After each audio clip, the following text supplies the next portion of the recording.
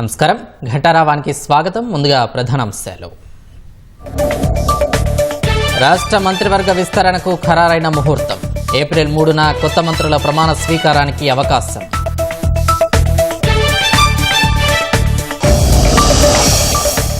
విద్య, ఆరోగ్యానికి ప్రభుత్వం ప్రాధాన్యతనిస్తోందన్న మంత్రి శ్రీధర్బాబు. విద్యారంగంలో సంస్కరణలపై ప్రత్యేక దృష్టి సారించామని వెల్లడి. ఎమ్మెల్యేల పార్టీ ఫిరాయింపులను తేల్చాల్సింది స్పీకరేనన్న సుప్రీంకోర్టు. షెడ్యూల్ ఖరారుపై స్పీకర్కు ఆదేశాలు ఇవ్వొచ్చా లేదా అనేదానికే పరిమితమవుతున్నామని వెల్లడి. ఎస్ఎల్బీసీ టన్నెల్ నుంచి మరో మృతదేహం వెలికితీత. ఇంజనీర్ మనోజ్ కుమార్గా గుర్తింపు. స్వస్థలం యూపీకి తరలింపు.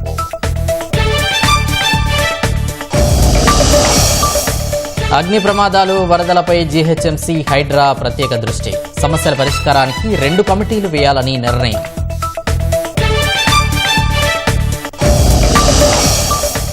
ఆన్లైన్ అడ్వర్టైజ్మెంట్లపై 6% డిజిటల్ పన్ను తొలగింపు. 35 ప్రభుత్వ సవరణలతో ఆర్థిక బిల్లు 2025కు లోక్సభ ఆమోదం. ఐరాసలో భారత్ను నిందించడానికి మరోసారి పాక్ యత్నం. జమ్మూ కాశ్మీర్పై దాయాది వ్యాఖ్యలకు ధీటుగా సమాధానం.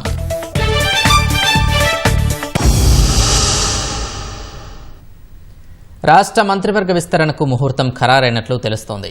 ఏప్రిల్ 3న కొత్త మంత్రుల ప్రమాణ స్వీకారం ఉండే అవకాశం ఉన్నట్లు పీసీసీ వర్గాలు చెబుతున్నాయి. ఈ మేరకు ఢిల్లీలో జరిగిన చర్చల్లో ఏఐసీసీ పెద్దలు విస్తరణకు అనుమతించగా అందుకు అనుగుణంగా రాష్ట్ర ప్రభుత్వం ఏర్పాట్లు చేస్తున్నట్లు తెలుస్తోంది. రాష్ట్ర మంత్రివర్గ విస్తరణకు ఏఐసీసీ పచ్చజెండా ఊపింది. రాష్ట్ర పార్టీ నేతల అభిప్రాయాల మేరకు ప్రస్తుతానికి మంత్రివర్గంలో కొత్తగా 4 చోటు దక్కనున్నట్లు తెలుస్తోంది. ఢిల్లీలో ఏఐసీసీ పెద్దలతో సమావేశమైన ముఖ్యమంత్రి రేవంత్ రెడ్డి, పీసీసీ అధ్యక్షుడు మహేష్ కుమార్ గౌడ్, ఉప ముఖ్యమంత్రి భట్టి విక్రమార్క, రాష్ట్ర వ్యవహారాల ఇన్ఛార్జి మీనాక్షి నటరాజన్, మంత్రి ఉత్తమ్ కుమార్ రెడ్డి అభిప్రాయాలను అధిష్టానానికి నివేదించారు. ఈసారి విస్తరణలో రెడ్డి సామాజిక వర్గం నుంచి 1, బీసీల్లో నుంచి 2, ఒక ఎస్సీకి చోటు లభించే అవకాశం ఉన్నట్టు తెలుస్తోంది. రెడ్డి సామాజిక వర్గం నుంచి బోధన్ ఎమ్మెల్యే సుదర్శన్ రెడ్డి, మునుగోడు శాసనసభ్యుడు కోమటిరెడ్డి రాజగోపాల్ రెడ్డి, ఇబ్రహీంపట్నం ఎమ్మెల్యే మల్రెడ్డి రంగారెడ్డిలో ఒకరికి చోటు దక్కొచ్చని తెలుస్తోంది. బీసీలో వాకాటి శ్రీహరి ముదిరాజ్, ఆది శ్రీనివాస్ కు, ఎస్సీ కోటాలో చెన్నూరు ఎమ్మెల్యే వివేక్ వెంకటస్వామికి చోటు దక్కుతుందనే ప్రచారం జరుగుతోంది. ప్రస్తుతం 6 స్థానాలు భర్తీ చేసే అవకాశముండగా 4 మాత్రమే భర్తీ చేస్తారని తెలుస్తోంది. మైనారిటీ వర్గానికి ఇవ్వాలనుకుంటే ఎమ్మెల్సీ అమీర్ అలీ ఖాన్ కు చోటు దక్కవచ్చని పీసీసీ వర్గాల్లో చర్చ జరుగుతోంది. సామాజిక సమతుల్యత మేరకు మంత్రివర్గంలో చోటు దక్కకుంటే మల్రెడ్డి రంగారెడ్డి, పరిగి ఎమ్మెల్యే రామ్మోహన్ రెడ్డిలకు కేబినెట్ హోదాతో ఇతర పదవులు ఇవ్వాలని భావిస్తున్నట్లు తెలుస్తోంది. లంబాడి సామాజిక వర్గానికి చెందిన దేవరకొండ ఎమ్మెల్యే బాలు నాయక్ కు డిప్యూటీ స్పీకర్ ఇవ్వాలని భావిస్తున్నారని సమాచారం. మంచిర్యాల ఎమ్మెల్యే ప్రేమ్ సాగర్ రావు కూడా మంత్రి పదవి కోసం ప్రయత్నిస్తున్నారు.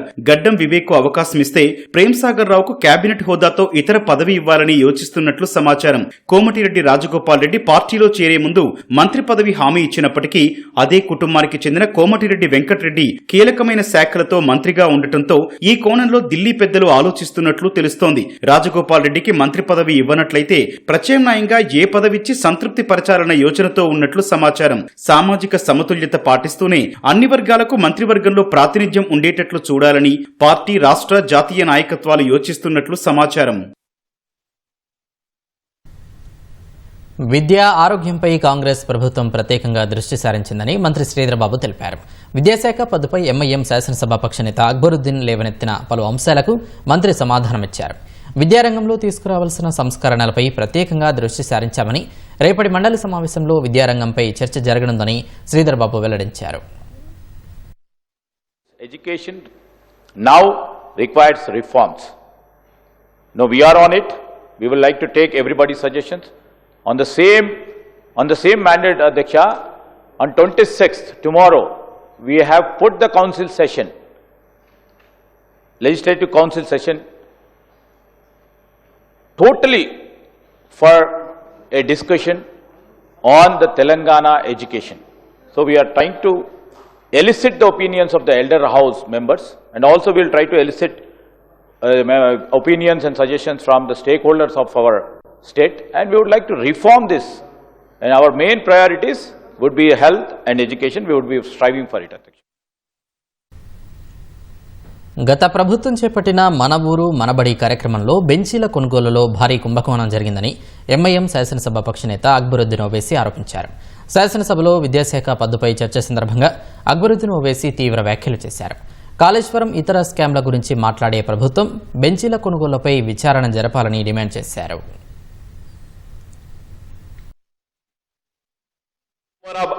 मना बड़ी सर ये कुछ काम हुआ नहीं और जो काम हुआ वो कॉन्ट्रैक्टरों को पैसा नहीं दिया गया and sir there is a very big scam sir very big scam I would say sir in purchase of benches sir very big scam sir I have put a question sir but unfortunately question hour आ रहा ही नहीं sir एक bench sir I run school sir I am providing free education to 25,000 sir and free coaching this, 10th free, intermediate free coaching, engineering tuition free, and NATA, NEET and all, again 30,000, some 50,000 students are studying free in my school, 10 schools. Sir, I know sir, एक bench कितने में लेते हैं? Sir, but sir, जो हमारे state government में दिए sir, 14,000, 18,000, 20,000 में one bench sir, वो भी छोटा वाला, yes madam, बहुत बड़ा scam है. You should inquire in that. Sir, बहुत बड़ा scam है sir. You talk about Kaleshwaram, you talk about irrigation, you talk about this scam, that scam. Look into this scam sir, कि how they have looted. एक आदमी उठाया है, एक lakh sir, 16 lakhs या कुछ 32 lakhs कुछ benches लिए sir. तो आप अंदाजा लगा लिए 14,000, 15,000 सर, 4,000, 5,000 में एक बेंच आती सर. उसको 18,000, 14,000 में दिए. मैं डिटेल देता हूं. It's a very big scam sir, very big scam. మద్యం ఆదాయం పెంపుపై అధికార విపక్షాల మధ్య అసెంబ్లీలో మాటల తుటాలు పేలాయి. గత బడ్జెట్తో పోలిస్తే ఈసారి 12,000 కోట్ల ఆదాయం పెంచాలని ప్రభుత్వం లక్ష్యం పెట్టుకోవడంపై బీఆర్ఎస్ ఆందోళన వ్యక్తం చేసింది. గులాబీ పాలనలోనే మద్యం ఆదాయం భారీగా పెరిగిందని మంత్రులు ఎదురుదాడి చేశారు. సంస్కరణలు తెచ్చి ఆబ్కారీ రాబడి పెంచుతామని స్పష్టం చేశారు. ఈ ఎక్సైజ్లో అధ్యక్ష చాలా బాధాకరం. లాస్ట్ టైం ఏమో 38,000 కోట్ల ఆదాయాన్ని టార్గెట్ ఉండే 24-25. ఈ సంవత్సరం 50,000 కోట్ల ఆదాయం పెట్టుకున్నారు అధ్యక్ష. ఆదాయం టార్గెట్గా పెట్టుకున్నారు.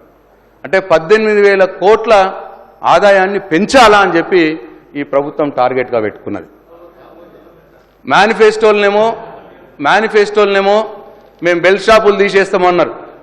మరి ఇప్పుడు ఆదాయం పెరగాలంటే ఎక్కువ మంది అమ్మాలంటే ఎక్కువ షాపులు కావాలి. అంటే బెల్ట్ షాపులు మీరు ఎంకరేజ్ చేస్తున్నట్టే అని చెప్పి నేను ఈ సందర్భంగా తమరి ద్వారా ఈ ప్రభుత్వానికి చెప్తా ఉన్నా. కొత్త బ్రాండ్లు, కొత్త బీర్లు, కొత్త బార్లు, మరిన్ని బెల్ట్ షాపులు, ఇదేనా ఈ కాంగ్రెస్ పార్టీ యొక్క పాలసీ, ప్రభుత్వం యొక్క పాలసీ అని చెప్పి నేను అడుగుతా ఉన్నాను అధ్యక్ష. తీవ్రంగా వ్యతిరేకిస్తున్నాం. మొత్తం మీ ఆదాయం కోసం కుటుంబాలని ఛిద్రం చేస్తారా అని చెప్పి నేను ఈ ప్రభుత్వాన్ని అడదలుచుకున్నా అధ్యక్ష. చాలా సంతోషం.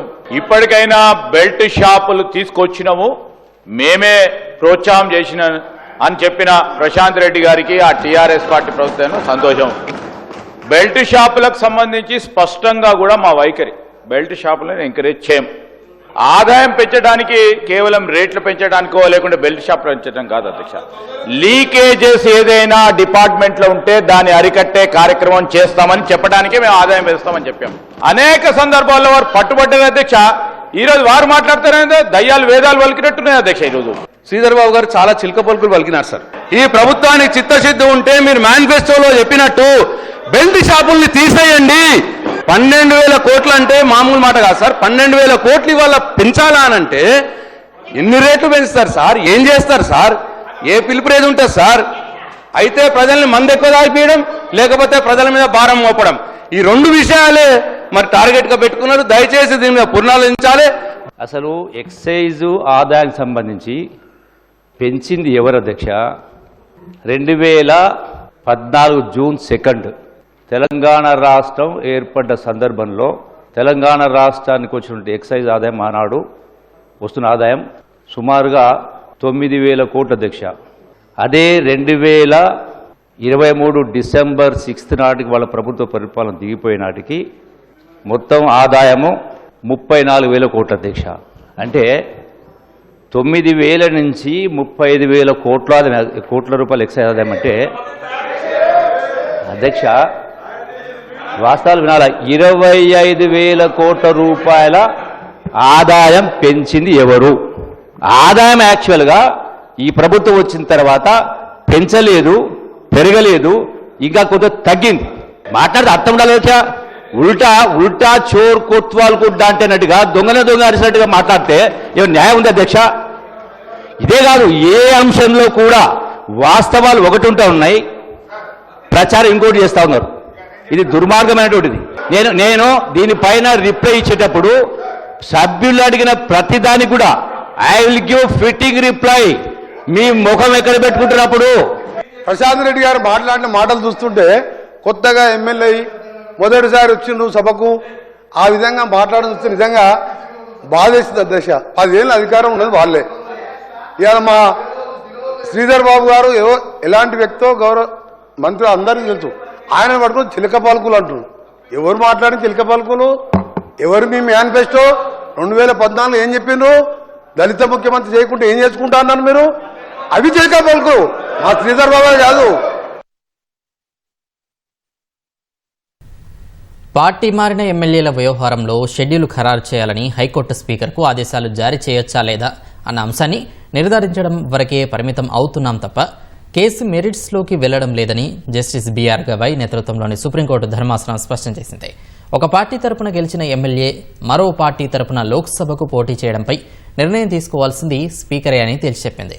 ఎమ్మెల్యేల అనర్హత పిటిషన్లపై బీఆర్ఎస్ నేతలు వేసిన పిటిషన్లపై విచారించిన సుప్రీం ధర్మాసనం ప్రస్తుతం శాసనసభాపతి తీరుతోనే కోర్టులు జోక్యం చేసుకోవాల్సిన పరిస్థితి వస్తోందని, కొన్ని విషయాల్లో కోర్టుల చేతులు కట్టేయలేరన్న ప్రాథమిక అభిప్రాయానికి వచ్చినట్లు పేర్కొంది. పిటిషనర్ల తరపు వాదనలు పూర్తయినా ప్రతివాదుల తరపు వాదనలు కొనసాగించేందుకు కోర్టు సమయం సరిపోకపోవడంతో తదుపరి విచారణను ధర్మాసనం ఏప్రిల్ 2కు వాయిదా వేసింది. హైదరాబాద్లో అగ్ని ప్రమాదాలు, వర్షాకాల ఇబ్బందులపై జీహెచ్ఎంసీ, హైడ్రా ప్రత్యేకంగా దృష్టి సారించాయి. వరద ముప్పు, అగ్ని ప్రమాదాలను ఎదుర్కొనేందుకు కలిసి పనిచేయాలని నిర్ణయించాయి. జీహెచ్ఎంసీ ప్రధాన కార్యాలయంలో Hydraa commissioner Ranganath, GHMC commissioner Ilambarthi అధికారులు, సిబ్బందితో సమీక్ష నిర్వహించారు. అగ్ని ప్రమాదాల నివారణకు ఫైర్ డిపార్ట్మెంట్, హైడ్రా, జీహెచ్ఎంసీ ప్రతినిధులతో ఒక కమిటీని ఏర్పాటు చేయనున్నారు. వరద ముప్పు, ట్రాఫిక్ సమస్యల నియంత్రణకు ట్రాఫిక్, హైడ్రా, జీహెచ్ఎంసీ అధికారులతో మరో కమిటీ వేయాలని నిర్ణయించారు. ఈ 2 కమిటీలు సమన్వయంతో పనిచేసి సమస్యల పరిష్కారానికి కృషి చేయనున్నాయి. ప్రమాదాలు ఎక్కువ జరుగుతున్న ప్రాంతాల్లో తనిఖీలు చేపట్టి నివాసాలు, వాణిజ్య సముదాయాల యజమానులు నిబంధనలు పాటిస్తున్నారా లేదా పరిశీలించనున్నారు. హైదరాబాద్లో వరద ముప్పు ఉన్న 141 ప్రాంతాలను ఇప్పటికే గుర్తించారు. ఈ సమస్య పరిష్కారానికి తీసుకోవాల్సిన చర్యలపై 2 కమిషనర్లు సమీక్షించారు. అధునాతన సాంకేతిక పరిజ్ఞానాన్ని వినియోగించుకుని నాలాల్లో పేరుకుపోయిన చెత్తను తొలగించే అంశంపై సమాలోచన చేశారు. ఎస్ఎల్బీసీ టన్నెల్ నుంచి మరో మృతదేహాన్ని వెలికితీశారు. ఫోన్, చైన్, ఉంగరాల ఆధారంగా ఉత్తరప్రదేశ్కు చెందిన ప్రాజెక్టు ఇంజనీర్ మనోజ్ కుమార్గా గుర్తించినట్లు నాగర్ కర్నూలు జిల్లా కలెక్టర్ బాదావత్ సంతోష్ తెలిపారు. మృతదేహాన్ని నాగర్ కర్నూలు ప్రభుత్వ ఆసుపత్రికి తరలించి శవ పరీక్షలు నిర్వహించారు. అనంతరం ఎస్ఎల్బీసీ కంపెనీ ప్రతినిధులు మృతదేహాన్ని ఉత్తరప్రదేశ్లోని స్వగ్రామానికి తరలించారు. మృతుడి బంధువులు ఇక్కడ ఎవరూ లేకపోవడంతో ప్రభుత్వం తరపున 25 లక్షల రూపాయల నష్టపరిహారం అందజేయడానికి రెవెన్యూ అధికారులు మృతదేహంతో పాటు అక్కడికి వెళ్లినట్లు ఎమ్మెల్సీ కూచుకుల దామోదర్ రెడ్డి తెలిపారు. ఇప్పటి వరకు ప్రమాదంలో 2 మృతదేహాలను వెలికితీశారు. మరో 6 కోసం సహాయక చర్యలు కొనసాగుతున్నాయి.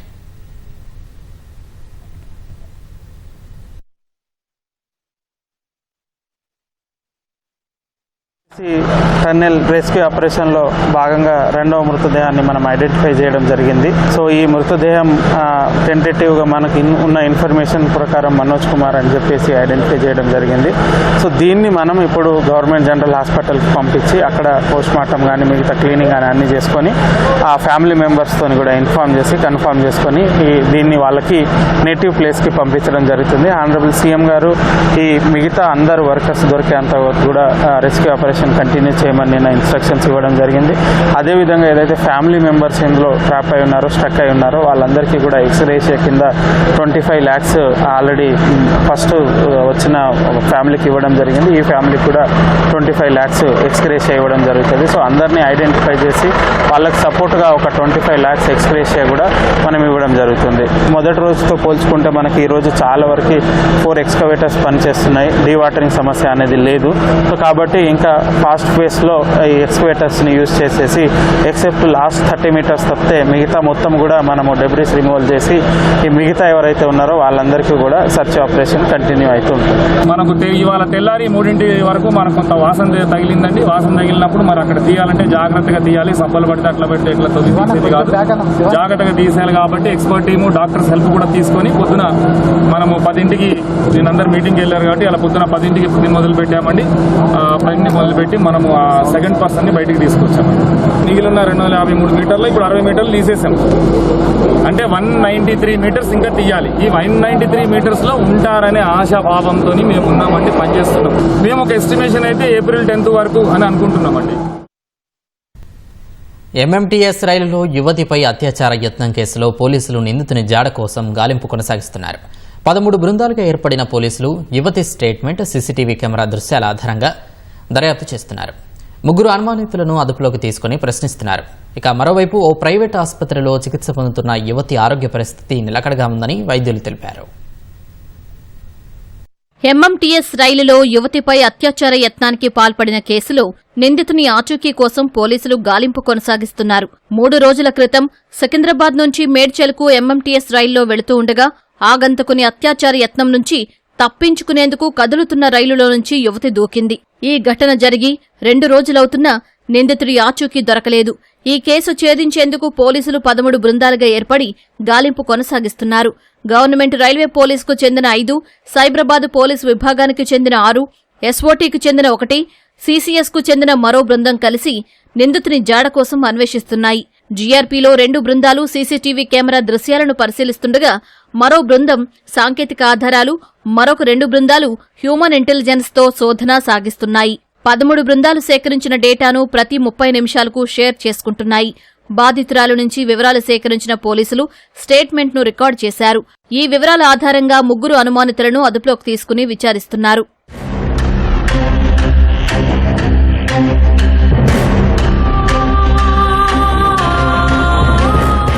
అనంతపురం జిల్లాకు చెందిన 22 ఏళ్ల యువతి మేడ్చల్లోని లేడీస్ హాస్టల్లో ఉంటూ ప్రైవేటు కంపెనీలో ఉద్యోగం చేస్తోంది. గత శనివారం రాత్రి సెల్ ఫోన్ రిపేర్ చేయించుకునేందుకు సికింద్రాబాద్కు వచ్చిన యువతి పని ముగించుకుని తిరిగి మేడ్చల్ వెళ్లేందుకు సికింద్రాబాద్లో ఎంఎంటీఎస్ రైలు ఎక్కింది. మహిళా కోచ్లో అయితే ఎలాంటి ఇబ్బంది ఉండదని భావించి అందులోనే కూర్చుంది. ఆల్వాల్ రైల్వే స్టేషన్ రాగానే తనతో పాటు ఉన్న 4 మహిళలు దిగిపోగా గుండ్లపోచంపల్లి, గౌడవల్లి స్టేషన్ల మధ్య అత్యాచార యత్నం ఘటన జరిగినట్లు పోలీసులు గుర్తించారు. లేడీస్ కోచ్లో యువతి ఒంటరిగా ఉందని చూసిన నిందితుడు ప్లాట్ఫామ్ నుంచి కాకుండా పట్టాల వైపు నుంచి కోచ్లోకి ఎక్కినట్లు అనుమానిస్తున్నారు. సికింద్రాబాద్ రైల్వే స్టేషన్ నిర్మాణం జరుగుతుండటంతో సీసీటీవీ కెమెరాలన్నీ పనిచేయడం లేదు. దీంతో సికింద్రాబాద్ నుంచి మేడ్చల్ మధ్యలో ఉన్న 14 రైల్వే స్టేషన్లు, వాటి సీసీటీవీ కెమెరాల్ని క్షుణ్ణంగా పోలీసులు జల్లెడ పడుతున్నారు. ఇప్పటి వరకు 150కి పైగా సీసీటీవీల దృశ్యాలను పరిశీలించారు. కేసు దర్యాప్తును రైల్వే ఎస్పీ చందనా దీప్తి పర్యవేక్షిస్తున్నారు.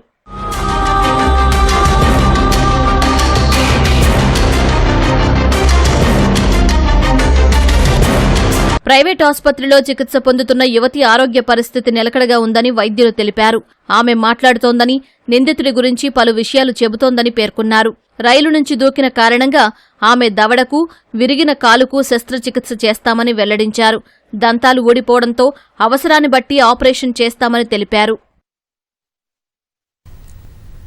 అంతర్జాతీయ వేదికపై భారత్ను నిందించాలని మరోసారి యత్నించిన పాకిస్తాన్కు మళ్లీ భంగపాటు ఎదురైంది. జమ్మూ కశ్మీర్పై అనవసర ప్రస్తావన తీసుకొచ్చిన దాయాదికి భారత్ గట్టిగా చురకలంటించింది.